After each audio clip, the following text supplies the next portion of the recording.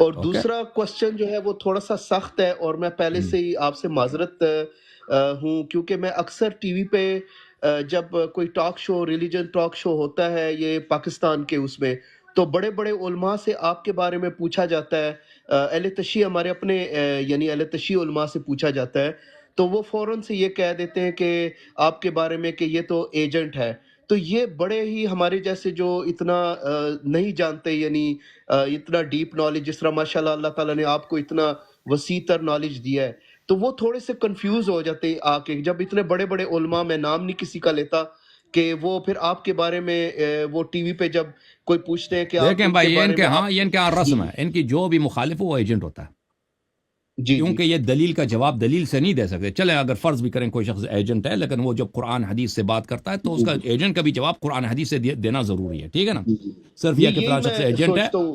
ہاں جی صرف جی ایجنٹ کہنا، جان چھڑا دینا، یہ کافی نہیں ہے. جی جی لیکن ان کو خود پتہ ہے کہ یہ جو میں ان پہ جو میں باتیں کہتا ہوں یہ حق ہیں، اس کا جواب نہیں دے سکتے، جی تو جان چھڑانا کیا ہے، ایجنٹ ہے. ان کے ہاں سب ایجنٹ ہے. اچھی طرح مجھے جی یاد جی ہے جب سیستانی صاحب کی مرجعیت کا اعلان ہوا تھا تو خامنئی جی صاحب کے نمائندے آیت اللہ احمد جنتی، انہوں نے خود نماز جی جمعہ تہران میں اعلان کیا تھا کہ سیستانی صاحب برطانیہ کے ایجنٹ ہیں. یہ جی سب اکثر لوگوں کو یاد ہونا چاہیے، اگر جو لوگ اردو زبان ہے شاید ان کو نہیں معلوم، جو فارسی زبان ہے جی اس زمانے میں یہ بڑا مشہور تھا، اب علماء جانتے ہیں اس کو. تو یہ میں نے خود، یہ آیت اللہ ایک بہت بڑے آیت اللہ تھے ایران میں، آیت اللہ سید کاظم شریعت مداری رحمۃ اللہ علیہ، ابھی ان کی وفات کے ایام ہیں. ان کو وہ جو تھے خمینی صاحب سے بڑے مرجع تقلید تھی، ان کی مرجعیت زیادہ مقبول تھی. اور پھر لیکن وہ انقلاب کے اتنے پکے حامی نہیں تھے، اور ولایت فقیہ کے بھی مخالف تھے. تو انقلاب کے بعد خمینی صاحب نے ان کو بڑا ذلیل کیا اور ان کی مرجعیت سلب کر دی، اور ان کو بیچارے کو جیل میں ڈالا اور اس کو مارا، اور ٹی وی پہ لا کے اس 70 سال کی عمر میں ایک بوڑھے عالم دین سید سے انہوں نے اس سے استغفار کرایا، توبہ، عفو، کہ مجھے عفو کر دو. تو بڑے اس کو ذلیل کیا ان لوگوں نے، اور آخر میں اس کو باتھ روم میں دفنا دی. آخر میں اس کو آیت اللہ شریعت مداری کے پتہ آپ لوگوں کو انہوں نے کتنی تذلیل کی، اس کو باتھ روم میں اس کو انہوں نے خود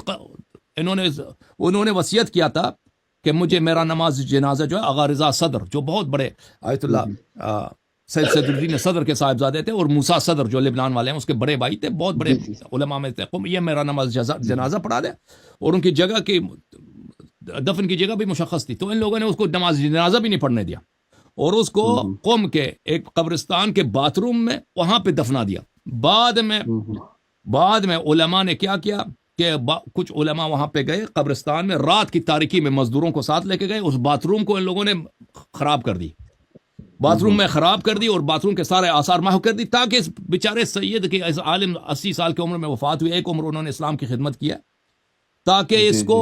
اس طرح اس کی بے عزتی کو ختم کیا جائے. اور پھر جس نے یہ کام کیا تھا کہ اس باتھ روم کو خراب کیا، تو اس کو بڑی ان لوگوں نے زحمت دی، وہ بھی ایک بہت بڑا مشہور عالم تھا ایران کا. تو بہرحال تو اس کے متعلق بھی ٹی وی تمام دنیا میں ان لوگوں نے بردی کیے بھی ایجنٹ ہے، ٹھیک ہے نا.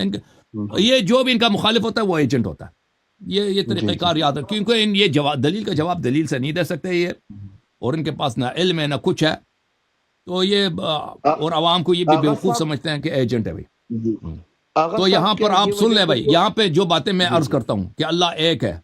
اہل بیت علیہ السلام برحق ہے، اور اہل بیت علیہ السلام کا حق غصب ہوا ہے. یہ امریکہ کے مفاد میں ہے، اسرائیل کے مفاد میں یہی باتیں ہیں، ان کا ایجنڈا یہی ہے. کون سی بات میں یہاں کہتا ہوں بھائی، ٹھیک ہے نا، کہ لوگ اہل بیت علیہ السلام کی اتباع کرو.